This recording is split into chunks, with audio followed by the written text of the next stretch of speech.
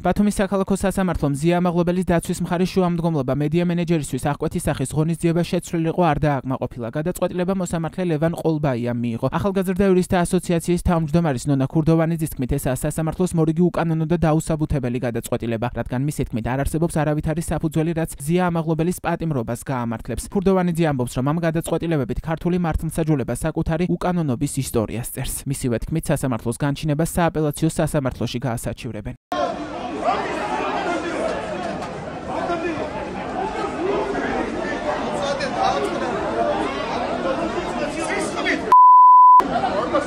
გუშინ 13 თებერვალს მზია ამაღლობელის ერთ-ერთმა ადვოკატმა გიორგი ხემშიაშვილმა ამაღლობელისთვის შეფარდებული პატიმრობის გაუქმების მოთხოვნით ბათუმის საქალაქო სასამართლოს მიმართა. მედია მენეჯერის უფლებადამცველების სხვა მოთხოვნებთან ერთად ამაღლობელის წინააღმდეგ დაწყებული სისხლის სამართლებრივი საქმის შეწყვეტასაც ითხოვენ.